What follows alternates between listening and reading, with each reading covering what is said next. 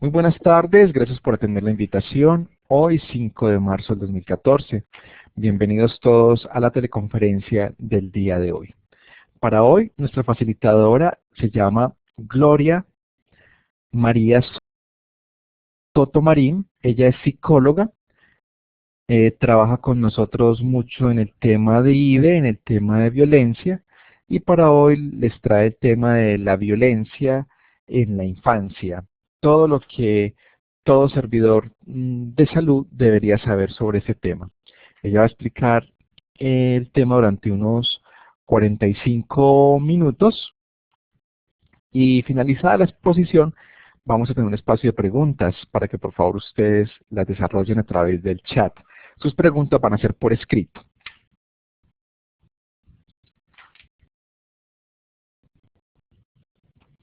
Y finalizadas las preguntas vamos a pasar un enlace para que por favor firmen la asistencia. Esas serían las indicaciones. Entonces daríamos inicio a la teleconferencia. Sean todos bienvenidos y sobre todo Gloria María. Gloria María, bienvenida a esta capacitación.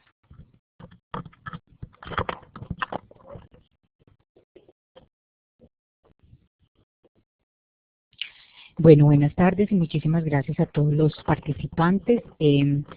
Quiero iniciar pues como contándoles que el tema de la capacitación yo lo quiero dividir como en dos opciones. Uno sería como toda la parte de terminología, algunos también indicadores, digamos, de alguna manera que tenemos como para la ciudad y dividir el tema en el tema de maltrato y en el tema de violencia. Y al final quiero contarles como también la parte de algunos indicadores de comportamiento familiares y demás, que sería importante pues que tuviéramos como al alcance, como una herramienta para el manejo entonces de la violencia. Esto sería el número de casos. Me parece importante traerles algunos parte como de las estadísticas que tenemos de ciudad, aunque algunas pues están un poco, digamos, muy desactualizadas, sobre todo las de medicina legal. Las otras del Civigila sí las tenemos 2013, entonces me parece importante que las miremos. Yo con esta gráfica específicamente quiero mostrarles es que a nivel de Antioquia, a nivel de Colombia y a nivel de Medellín, las tasas de las estadísticas que tenemos son menores. Y creo que en abuso sexual incluso la mayor de la población que tenemos pues obviamente es menor de 14 años y eso realmente pues es una responsabilidad como de protección y de cuidado, de vigilancia, control y seguimiento de todos los profesionales que hacemos parte del área de la salud. Obviamente las medidas de protección no son solo del Instituto Colombiano de Bienestar Familiar, sino de todos nosotros como profesionales en el momento de una atención oportuna o de una identificación de un caso. Pues si miramos que de 0 a 5 años es la barrita verde y la roja de 6 a 11 y la azul de 17 a 18, pues miremos que son menores de edad casi toda la población que tenemos, pues como en el transcurso de todos estos años. Pero estos son los reportes solamente al Civigila. Estos son los de medicina legal, ¿cierto? Hicimos unas grandes clasificaciones en el tema de maltrato. Uno puede ser el maltrato físico, otro es el maltrato psicológico, el abuso sexual, el aislamiento, el abandono, pero también el abuso económico. Ahorita vamos a hablar un poquito de eso porque a veces se piensa que solamente es el suministro del dinero, pero no, para los que tengan posibilidades económicas, pero no necesariamente. En el tema de todos los tipos de maltrato, pues quiero hacer dos grandes diferenciaciones. En qué se define y cómo se manifiesta también, porque a veces, aunque en el maltrato físico son muy evidentes, las formas y las manifestaciones del maltrato, en el maltrato psicológico no son tan evidentes. En la negligencia, por ejemplo, en los suministros de salud y cosas tan necesarias, pues a veces para ciertos, digamos, núcleos familiares o ciertos círculos no es como tan claro que pueda ser un episodio de violencia. Entonces, pues el maltrato físico obviamente es toda la acción caracterizada por el uso de la fuerza física, pero de manera intencional. O sea, que se busque hacerle daño a esa otra persona. Y las manifestaciones, pues creo que en el día a día sabemos cuáles son, pero Algunas de ellas pues podrían ser quemaduras, moretones, heridas, fracturas, dislocaciones, cortes, bueno, todas esas situaciones que hacen evidentes y que muchas veces los niños no están preparados o los intimidan para que hablen de un proceso de maltrato y dan los relatos, que ahí debemos ser muy vigilantes como en los relatos que los menores están dando frente a un episodio de maltrato. El maltrato psicológico entonces sería pues como la acción y la omisión que provoque daño psicológico y que las manifestaciones a veces son muy sutiles. Por ejemplo, una comparación, uno pensará, ay, pero ¿qué tiene que ver eso? Una comparación, un apodo, la discriminación, malos tratos, intimidarlos o burlarse. El suprimir el afecto por la sobreprotección también podría ser parte de un maltrato psicológico. Desvalorizar las acciones que ellos mismos dan frente a lo que aprecian, frente a lo que piensan, frente a lo que sienten. Deficiencia en la transmisión de normas y valores, utilizar a los niños para esa mediación de conflictos entre los padres, que lo hacemos con muchísima frecuencia y que lo veo en muchos de los reportes clínicos que encuentro día a día. Entonces, esa mediación de los hijos en la parte del conflicto también es un tipo de maltrato psicológico y que los niños no tienen por qué asumir. También es importante que resaltemos que la parte afectiva integra todas las vivencias del ser humano, no solamente la parte de la psique, sino también todo ese otro comportamiento. El abuso sexual ya es obligar a la persona a tener un contacto físico sexual, incluso las dos derivaciones que se hacen es con contacto o sin contacto, pero que lo miraremos más adelante pues en el tema de violencias o de abuso. Las manifestaciones son la fuerza, el amenaje, el chantaje, el soborno, la anulación, limitarle esa voluntad para que diga, pero también el que la persona guarde silencio. Sobre todo porque las estadísticas, los reportes y los casos y las notificaciones que tenemos en el caso de abuso sexual son menores. Y fuera de eso, el victimario está al interior de su hogar. Es una persona cercana a él, una persona con la que tiene un vínculo, digamos que un vínculo afectivo distorsionado, pero es un vínculo, hay una relación de poder. Los niños no hablan de ese episodio fácil, o sea que él tiene toda la manera de manipular y de controlar a ese menor por la relación de poder que tiene. Los tipos que les decía ahorita del abuso sexual, que serían sin contacto, pero con contacto también, sin contacto, estarían incluidas todo lo que tiene que ver con mostrar imágenes, obligar a los menores a que se desnuden, mostrarles a ellos episodios y escenas obscenas. Los menores no entienden las relaciones sexuales sino como las relaciones de violencia. Gestos sexuales que les hagamos a los menores también hacen parte de eso. Masturbarse delante de los niños y las niñas y de algunos adolescentes, o utilizar la pornografía. Todos esos episodios que ponen a los niños hipersexuados y que los ponen a tener que entender unas imágenes que no son claras para ellos, que no son entendibles, que no las pueden digerir emocionalmente, para eso también, para ellos sería un abuso sexual y lo tipificaríamos dentro de la parte sin contacto. Y con contacto pues es acariciarlos por encima de la ropa o sin ella, manipularle los órganos genitales, obligarlos a manipular los genitales de los adultos, que es una práctica muy utilizada. Besos de carácter sexual, yo creo que habría que entrar a diferenciar también en eso, porque muchas familias utilizan los besos en la boca con los niños, entonces podrá ser una práctica en la familia, pero que en el afuera los niños, como están acostumbrados a eso, también lo pueden hacer. Es también decirle a los niños y enseñarles que hay unas caricias que son permitidas, que hay unos besos que son, digamos, adecuados, en fin. Con contacto pues obviamente estaría ya más directamente el sexo oral, vaginal o el anal. El abandono es toda la forma absoluta o temporal del cuidado de ese menor por parte de la persona que tiene entonces la responsabilidad de hacerlo, y obviamente no facilitar la supervivencia y el proceso de crecimiento. Y manifestaciones, pues no se atienden sus problemas de salud, no tiene ninguna afiliación al sistema, es una persona que no tiene ningún registro, dejar sustancias peligrosas al alcance de ellos mismos, descuidados en su higiene, como que poco situación de decir, como de cuidado de ellos, pero también de ver que los padres no lo suministran, retardarles el momento del ingreso a la escuela, que en nuestro medio es uno de los procesos que más vemos. Total descuido en la alimentación por negligencias, porque no se la quiero suministrar, porque no tengo tiempo, porque me quedé viendo una novela, porque la mamá no puede, porque espere otro poquito más tarde, porque ya te di una cosa, entonces hay que esperar hasta la hora del otro alimento. O sea, todas esas cosas que por la de negligencia de la persona cuidadora no suministra entonces esa adecuada alimentación. Y obviamente el desplazamiento forzado también hace parte del abandono. Y la negligencia ocurre cuando yo no abandono a la menor o al menor de la persona que tiene la responsabilidad, pero es incapaz de valerse por ella misma. O sea, un menor que yo lo deje al lado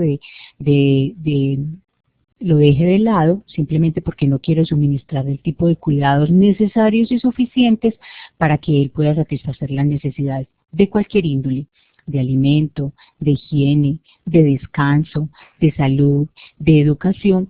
Entonces o le niega el afecto y las atenciones necesarias que les debe suministrar.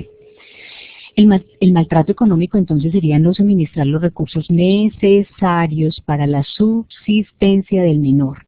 O sea, no es que si yo me gane 100 pesos tenga que suministrar 300, no, es de acuerdo y a la medida que yo tenga la posibilidad de suministrar esos recursos, lo debo hacer.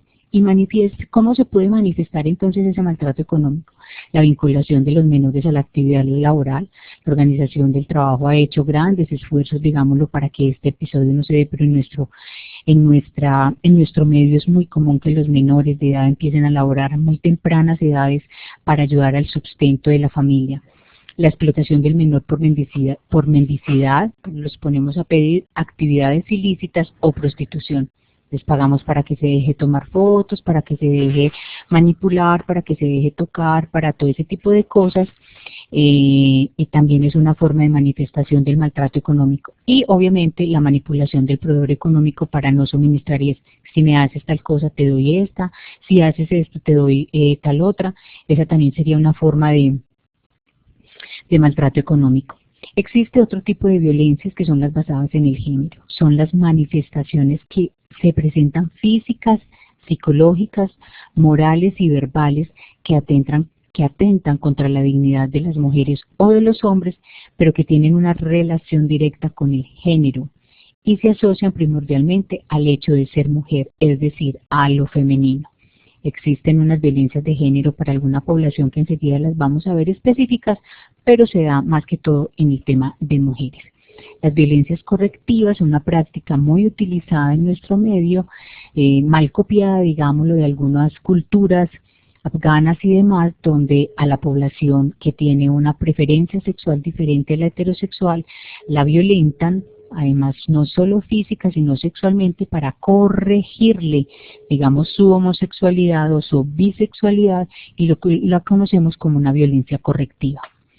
Otro tipo de violencias basadas en el género es la ablación, que es la extirpación del clítoris, utilizado también en algunas culturas y que tienen algunas justificaciones sociales, religiosas, psicosociales, espirituales y médicas, pero lo que se busca es controlar de alguna manera ese comportamiento y que lo hacen también en nuestro medio. Una práctica que también se utiliza mucho, que antes nosotros no la teníamos, pero que también es otra práctica mal copiada, digamos, de la violencia de género, y es el poder que se ejerce sobre el género masculino sobre el género femenino. Y pues miren los resultados, ustedes ya saben que en muchos casos hemos tenido por aplicación de este tipo de prácticas en nuestro medio. ¿Por qué? Porque la mujer o porque el hombre piensa que hubo un episodio de infidelidad para volverla sumisa o de inferioridad, porque necesita tener el control y el poder y que ejerce sobre ella para que, digamos, esa relación no se salga de sus manos. Violencias dentro del conflicto armado tenemos muchísimas manifestaciones, son muchas las manifestaciones que tenemos. Una de ellas sería pues, la tortura sexual, las mutilaciones genitales también los vemos, extracción de los fetos a las mujeres embarazadas. También parecido al tema de la ablación son las mutilaciones genitales que utilizan algunos grupos armados trata de mujeres, esclavitud sexual. Tenemos muchos casos de mujeres esclavas sexualmente en un campamento de algún grupo armado durante todo el tiempo, desnuda 2 o 3 años donde la accede sexualmente todo el que lleva. La esclavitud sexual también es otra práctica de ellos. El incesto forzado, obligar a los padres y a las hijas a tener relaciones. El embarazo también las utilizan, y la obstaculización de poder acceder a métodos de planificación. Y sometimientos a la desnudez, que tiene mucho que ver también con la esclavitud sexual. Dentro del manejo entonces de la violencia intrafamiliar vamos a definirlo, y es qué es, y es toda persona que dentro de su contexto familiar sea víctima de daño físico, psicológico o daño a su integridad sexual, amenaza, agravio, ofensa o cualquier otra forma. Vamos a mirar qué llamamos grupo familiar, ¿cierto? Porque a veces en muchas instituciones vemos que o se le pide a las víctimas que pongan la denuncia, y son desconocedores de ese proceso, y no, es que como no viven bajo el mismo techo no es familia. Vamos a mirar a qué se llama ese grupo familiar. Perdón, primero aclaremos dentro de la violencia intrafamiliar. Entonces existen 3 grandes grupos: el maltrato infantil, que ya podemos ver que es físico, psicológico, abandono, el mismo abuso sexual y la violencia de la pareja. Y vamos a mirar entonces cuál sería entonces el integrante de esa familia para efectos de lo que sí es una violencia intrafamiliar. Hay 4 grupos que los define, que están por norma, y es el cónyuge o compañero permanente, y parejas del mismo sexo también hacen parte de ese. El cónyuge, el compañero permanente o parejas de ambos sexos es un pedacito del panorama entonces que hace parte del grupo familiar. También hacen parte del grupo familiar el padre y la madre de familia, aunque no convivan bajo el mismo techo, que les contaba ahorita que es una de las grandes dificultades que nos encontramos, pues que no vive con usted, sí, no vive conmigo, pero ahí me agrede y es mi expareja, ¿cierto? Entonces eso también hace parte. Otros son los ascendientes o descendientes de los anteriores, y los hijos adoptivos también hacen parte de todo ese núcleo familiar. Y también es todas las demás personas que de manera permanente se encuentran integrados en la unidad doméstica, que viven con el primo, que viven con la tía. Tenemos familias extensas, familias abiertas, familias mixtas. Esas personas que también viven permanentemente o que se encuentran integrados a la unidad doméstica también hacen parte de todo lo que son los integrantes de la familia para efectos de la violencia intrafamiliar.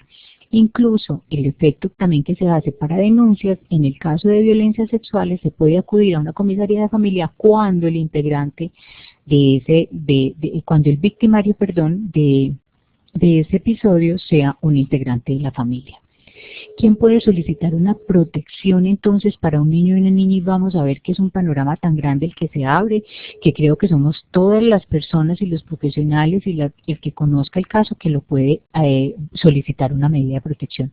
El niño, la niña o el adolescente directamente, el representante legal cuando de pronto puede haber una persona con un proceso de interdicción o con un proceso de discapacidad, bueno, las personas que tengan bajo su custodia ese menor o esa menor.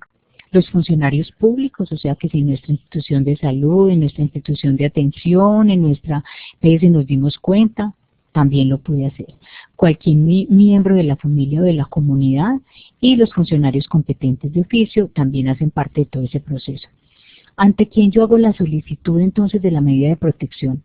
Obviamente en algunos lugares nosotros tenemos la mayoría de las instituciones de medidas de protección, pero en muchos lugares no. Pero entonces se podría hacer ante el defensor de familia, ante un comisario de familia o ante un inspector de policía excepcionalmente. ¿Por qué eso es excepcionalmente? Porque hay algunos lugares donde existe comisario, pues no va a haber inspector, pero si en un lugar que hay y existe este maltrato, no existe sino el inspector de policía será el que recibirá, entonces, y el que realizará esa medida de protección.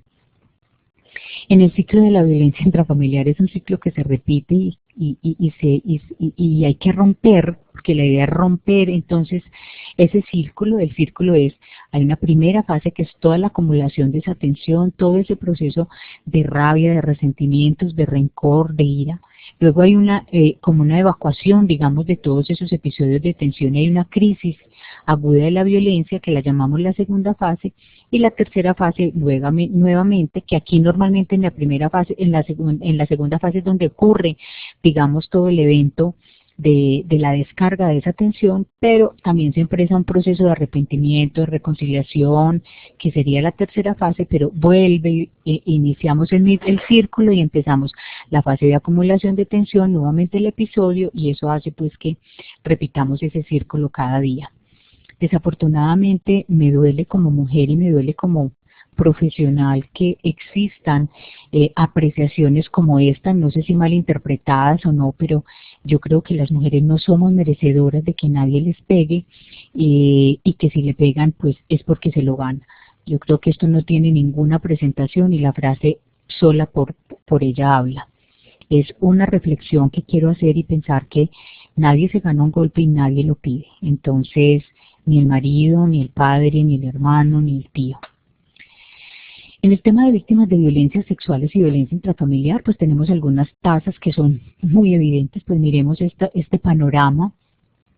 Es bastante desolador. La mayoría de los casos, tanto en violencia intrafamiliar como en violencia familiar, las mujeres son las que ponen el mayor número de víctimas. Pues aquí tenemos las estadísticas para el 2010 y el 2011 y no son distintas en el resto de los años. Las disculpas que encontramos o que vemos reportadas en las historias clínicas son sacadas de historias clínicas analizadas que las mujeres tienen pues como para no romper ese círculo anterior que yo les mostré, y es que yo lo quiero mucho. Qué bueno es cuando no me golpea, pero cuando la golpea, entonces ¿qué pasa? Él me ha dado todo, nada me hace falta porque es su proveedor económico. Yo no me separo porque lo quiero y en el fondo él también me quiere a mí. Todo sea por el bien de mis hijos, se asumen sacrificios y situaciones de dolor y de angustia porque no se quiere dejar a los hijos sin padre. ¿Cómo voy a dejar a mis hijos sin un papá representativo? Para ellas prefieren que los hijos sigan viendo ese círculo de problemas y dificultades que tienen, pero pues que no se vaya. ¿Qué es mejor, tener un padre que golpee a su madre o no tener padre? Reflexiones que uno se hace todo el tiempo y que son devoluciones pues obviamente de las mismas madres en los procesos terapéuticos. Lo hago por mis hijos, no quería que se criaran sin un padre. Si lo dejo, ¿qué pasará con mi seguridad económica y la de mis hijos? ¿Quién los sostiene? ¿Quién los ve? ¿Quién provee esa situación económica? Yo sé que algún día él va a cambiar, es una de las esperanzas que la mayoría de las mujeres albergan para que los hombres cambien ese comportamiento, y ellas pues albergan siempre la posibilidad de que eso va a pasar. Fue la cruz que me tocó, también es una cosa que se va asumiendo como una carga arquetípica y una carga religiosa, digámoslo de alguna manera, porque ha sido una mala orientación desde ese campo que se les ha dado a las mujeres. ¿Y quién me va a recibir a mí con tantos hijos? Esto es de Ramón Vallés, qué pena no le puse el autor, pero esto es de Ramón Vallés y dice que la persona agresora no se cura por sí sola, debe tener un tratamiento, un acompañamiento, pero si la víctima permanece junto a él, el ciclo va a comenzar una y otra vez y cada vez más con más violencia. Los episodios empiezan con empujones, los episodios empiezan con cosas, pero terminan con agresiones de violencia altas. Casi que van creciendo, digámoslo de alguna manera. Vamos a mirar el tema de los delitos sexuales. Entonces, una víctima, miren, cuando una víctima acude a un servicio cualquiera que sea, salud, comunitario, terapéutico, buscando ayuda, lo hace venciendo muchísimas barreras. No somos una cultura que habla abiertamente de lo sexual, entonces sus barreras personales, sociales, no es fácil expresar ese evento y contar qué ha pasado con eso. Y podrá ser la única vez que esa persona busque ayuda para decir aquí está pasando algo. Por eso es muy importante identificar esos casos, saber relatarlos, saberlos registrar en la historia clínica, pues obviamente la notificación sería fundamental, pero cuando una persona acude a cualquier tipo de institución, créanme que para ellas no es fácil hablar de ese tema y sería importante que inmediatamente activáramos todo el protocolo de protección, toda la ruta de atención para este tipo de personas. Con esta gráfica quiero mostrarles nuevamente que en el tema de violencias sexuales sigue siendo el mismo panorama. Las mujeres seguirán siendo las más abusadas sexualmente en nuestra población. Y si no estoy mal en la segunda, no les traje la otra que quería ponerles, pero tenemos casos de niños menores de 1 año. Niñas menores y además es un rostro femenino y un rostro infantil. Entonces creo que la atención sí debe ser diferenciada, la atención debe ser con una atención humanizada y la atención debe ser con un enfoque de derechos además. Estos son los reportes de la Fiscalía, pues vemos que Medellín tiene bastantes casos para el 2011, creo que en el 2013 terminamos con alrededor de 3.000 y pico de casos. Estos son los reportes en el CIVIGILA que tenemos de Medellín para el año 2013 y pues representado por el 100% de por 100.000 habitantes de cada comuna, las tasas que tenemos para cada uno de ellos. Si miramos las estadísticas anteriores de los años de los reportes del CIVIGILA, el comportamiento es muy parecido en la ciudad. ¿Qué son entonces las violencias sexuales? Son actitudes y comportamientos que realiza un adulto para su propia satisfacción sexual con un niño, una niña, un adolescente, un adulto o su propia pareja. En las personas que conviven bajo el mismo techo, que son esposos, compañeros permanentes, también existe la violencia sexual. Es cualquier acto sin el consentimiento del otro, se convertiría entonces en un delito sexual, en un abuso, perdón, y en una violencia. Puede estar representada por la penetración anal, vaginal, oral o pene, o otra parte del cuerpo, o con un objeto también. A veces se presenta con un objeto. El contacto sexual que incluye caricias, besos y tocamientos de parte del cuerpo consideradas sexuales, como los senos, la cadera, los órganos reproductivos, también están enmarcadas dentro del tema de las violencias. Y el exhibicionismo y el voyerismo, que es ver a personas bañándose, teniendo relaciones, exhibir sus órganos genitales, también hace parte. ¿Cuál sería entonces el ciclo de ese abuso? El ciclo del abuso es nuevamente la fase de la seducción. El niño empieza a ser seducido por ese adulto. Hay una fase de interacción sexual abusiva.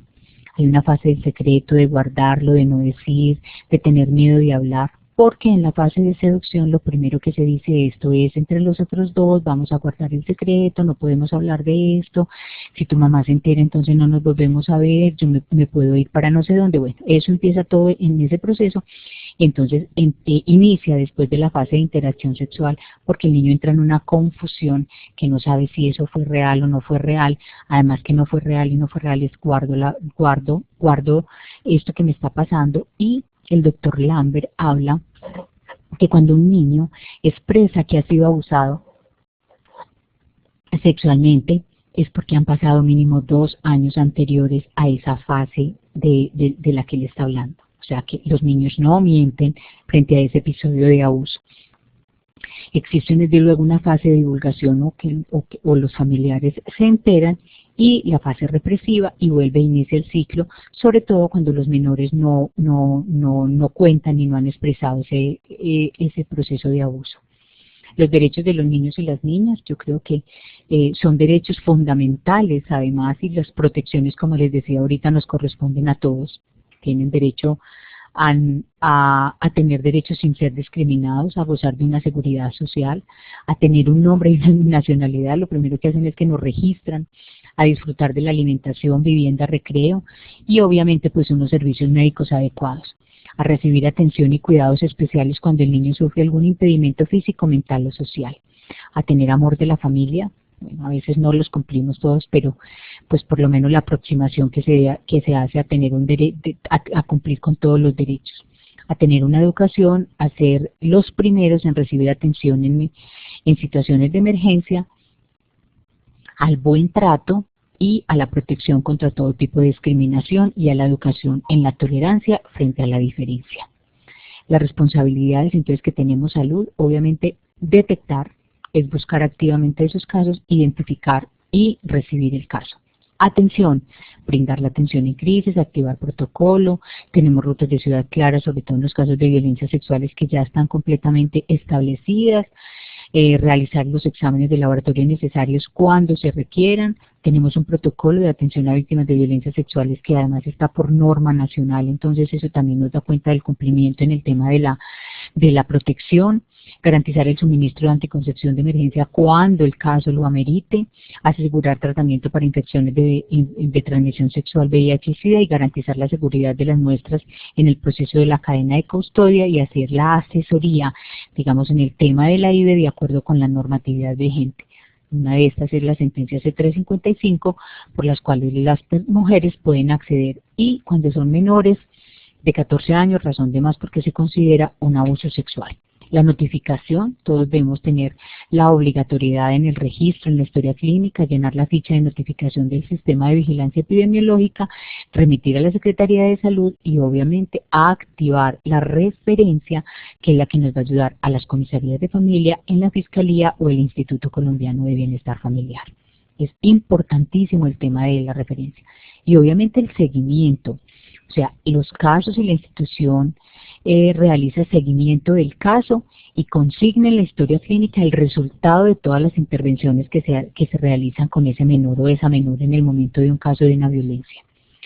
Vamos a hablar de algunos indicadores físicos en el tema de violencia sexual y dificultades para caminar. Un indicador no es un determinante, un indicador es una alertica, digamos, que me prende el semáforo. ¿Qué es un determinante? Una infección de transmisión sexual en un niño, una niña o un adolescente. Eso es una cosa que es clara, ¿cierto? Es un determinante si es una definición clara, y es que una infección de transmisión sexual de un menor y de cualquier persona no se la gana en otro lado. Es una infección de transmisión sexual y se considera un abuso. Ese sí sería un determinante, digamos. Pero también hay unos indicadores que son dolor, hinchazón o picazón en la zona genital, dolor al eliminar, dolor rectal o vaginal, contusiones o laceraciones o sangrados, hematomas, distorsión o atenuación del himen, alteraciones del tono anal o rectal y masturbaciones compulsivas. Un niño que tenga masturbaciones compulsivas no necesariamente está siendo abusado, posiblemente está iniciado en pornografía, le han mostrado imágenes sexuales, en fin, o simplemente una práctica que tienen pero que habría que manejarlo muy bien. Cuando los niños se devuelven en el control de sus esfínteres, tanto anales como vaginales o uretrales, digamos cuando se devuelven el control de orina y de materia fecal, también puede ser un indicador de que el niño está siendo abusado. Dolores abdominales o pélvicos, ropa exterior deteriorada o manchada, hemorragias vaginales, genitales o ano hinchados, dificultades manifiestas en la defecación, lesiones, cicatrices, desgarros en los órganos sexuales que no se explican fuera de un accidente cómo los pudo haber obtenido. Indicadores, algunos indicadores de comportamiento, miedos repentinos, el niño no tenía miedo a nada y de un momento a otro empezó a tener muchos miedos y muchas fobias, cambios repentinos en su conducta, son niños que son pasivos, tranquilos y se convierten en agresivos, cambian rotundamente su proceso de rendimiento escolar, retrasos en el habla, la mayoría de los niños que tenemos en calles también son fugas del hogar porque han sido o víctimas de violencia o víctimas de abuso, conductas autodestructivas contra ellos mismos, contra su cuerpo, contra sus genitales, muchísima o excesiva curiosidad sexual, juegos sexuales inapropiados para su edad. ¿Cómo los identifico? Los términos que utilizamos los adultos para las relaciones sexuales son de adultos, no son de menores. Chupar, meter, ese tipo de palabras que se utilizan a veces en el lenguaje adulto, los niños no tendrían por qué asociarlas, digámoslos, con comportamientos sexuales. Entonces, es muy importante hacer indagaciones con eso. Aparecen asustados casi todo el tiempo. Los psicólogos que manejan la parte de pruebas proyectivas, ellos hacen unos dibujos distorsionados de la figura humana y eso es uno de los elementos fundamentales que tienen los profesionales cuando atienden niños que han sido abusados. Cambios notorios en la personalidad, depresión, ira, hostilidad, agresión, desconfianza extrema, no quieren quedarse con nadie y mucho menos con la persona con la que los está abusando. Depresión, ansiedad y llantos frecuentes, factores familiares, algunas dificultades para expresar sus sentimientos, mensajes poco claros e inconscientes frente a los procesos, dificultad para escucharlos, casi que los niños no tienen la palabra, no pueden hablar, no pueden pensar, son distantes emocionalmente, tendencia a mantener secretos, las familias que todo lo guardan, que nada se habla, que nada se dice, dificultades para resolver problemas, padres o cuidadores con antecedentes de maltrato, muchas crisis familiares por necesidades básicas insatisfechas, esos procesos de hacinamiento también pueden ser, digamos, un factor de familia que puede, digamos, ser predeterminante para el tipo de abuso, uso de alcohol, drogas, enfermedades mentales o trastornos emocionales.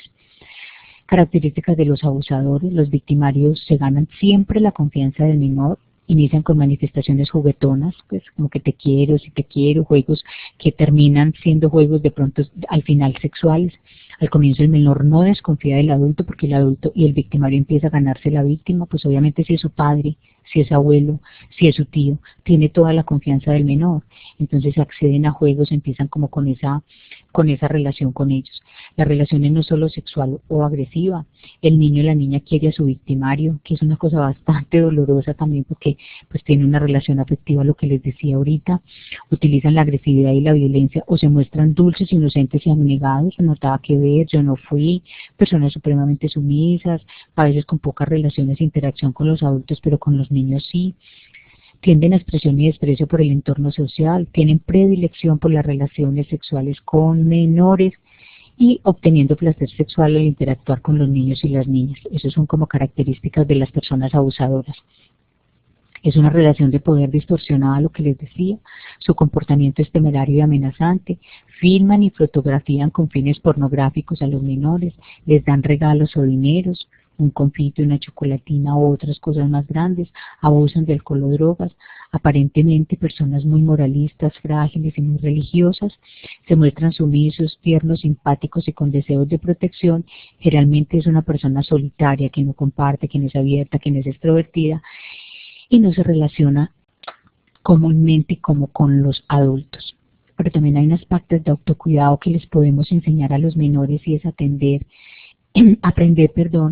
que es abuso sexual y que se debe hacer si le pasa, es hablarles a los menores abiertamente sobre ese proceso, conocer y ejercer los derechos de los menores, ayudarles al valorar y el cuidado que deben tener por su propio cuerpo, comprender que el cuerpo le pertenece, aprender a diferenciar entre los contactos adecuados y no adecuados. Es muy importante que las familias tengan claros esos límites de los contactos con los menores, saber qué es un secreto y cuándo se debe guardar, y no aceptar invitaciones de desconocidos, aunque en el tema de los desconocidos lo hacemos para los lugares externos escolares porque las experiencias que tenemos y las estadísticas, como les decía, la mayoría de los victimarios están al interior de su familia. O sea, ni siquiera está afuera, sino que está en su casa. Enseñarles cómo deben buscar ayuda e insistir en que si no le prestan atención, pues que debe ser incisivo y que no buscar una sola persona, sino las necesarias. Recordemos varias cositas. La experiencia de abuso sexual para un niño o una niña es una vivencia altamente compleja, dañina y dolorosa. O sea, es una situación con la que ese menor o esa menor va a vivir mucho tiempo. El niño o la niña no es responsable de lo ocurrido. No culpemos a los menores de los episodios de violencia porque los menores no son culpables. La mayoría de las madres en terapia lo que dicen es que ella fue la que lo sedujo, ella es la que lo provoca y realmente no hay una credibilidad a los menores de lo que está pasando. Siempre sale perdiendo el menor, pero no el victimario. Cuando relatan una situación de abuso sexual no se debe dudar de lo que el menor dice. Los menores no inventan abusos sexuales. Obviamente cuando ya se tiene una estructura, digamos, de personalidad distinta, o tiene un trastorno, o hay una relación distorsionada, no una relación vincular, digámosla, con ese adulto, habría que mirarlo, pero normalmente los menores y los niños y las niñas no dicen mentiras frente a ese tema. Todo niño y toda niña necesita la protección de los adultos. Somos los adultos quienes protegemos a los menores en todos estos casos y todos somos responsables de esa seguridad, como sociedad, como profesionales, como padres, como tíos, como abuelos. Debemos buscar ayuda necesaria para prestar la atención, activar una cadena de atención, activar las medidas de protección y ayudarle para que pueda hablar del tema con una persona entrenada y un profesional. Brindarle cariño y la comprensión necesaria. Estas 4 o 5 cositas que tengo son fundamentales. Hay que creer, escucharle a los niños como si se les creyera. Con niños menores de 13 años el vocabulario es menor, ellos no van a hablar, no van a dar relatos concretos, ellos no van a dar unas respuestas muy grandes, son limitadas las respuestas que podemos recibir de ellos, entonces hay que saber y tener el profesional adecuado para que los menores puedan expresar lo que está sucediendo. atenderlos más con el sentido de protección que de judicialización. A nosotros no nos corresponde la parte de la judicialización, si le creemos o no lo creemos. Yo creo que ante un caso de sospecha es mejor activar una ruta que quedarnos callados. Asegurarse de que la víctima no ha sufrido lesiones y detener la violencia sexual y evitar que se repita. ¿Y cómo lo hacemos? Activando las medidas de protección, activando el proceso de atención y recurriendo pues a los profesionales que nos pueden ayudar. Y en la parte de atención es manejarlos más como protección, como judicialización que habíamos dicho, en la parte de mirarlos, de la atención, en la parte de acompañar a la víctima sin hablar de la agresión. Cuando nosotros no somos los profesionales directos y somos los que vamos a continuar con ese proceso de atención, no debemos hacerle preguntas innecesarias a los menores sobre eso. Y obviamente reportar. Reportar es el primer paso contra la impunidad para que por lo menos cuando se abra una noticia criminal se inicie un proceso frente a eso. ¿Por qué termino con esta diapositiva? Porque somos todos y cada una de las personas que estamos implicados en este proceso los que vamos a ayudar al cuidado, la atención, el seguimiento. Pues en las instituciones de salud ya tenemos claro cuál es el proceso de atención, pero en las instituciones de protección también es que todos activemos una cadena de ciudad en responsabilidad y en la humanización de la atención y en las medidas de protección con los menores. Muchas gracias. Si tienen alguna duda, alguna pregunta, entonces iniciamos el chat.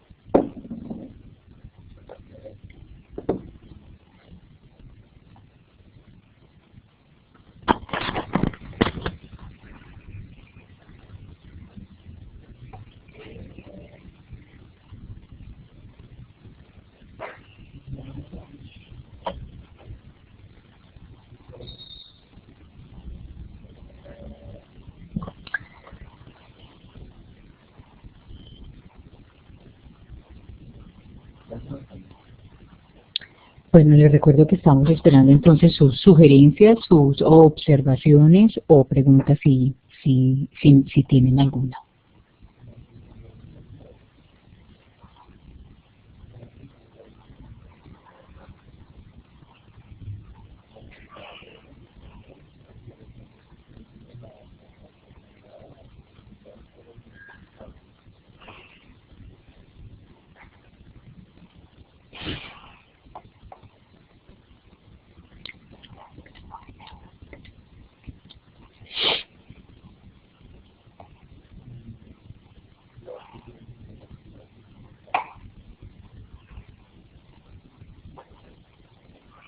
Bueno, muchas gracias a todos los asistentes por la participación. Recuerden que la conferencia quedaría colgada en la página y ya Alonso les dará las indicaciones de cómo pueden obtener entonces la presentación. Muchas gracias a todos por la participación.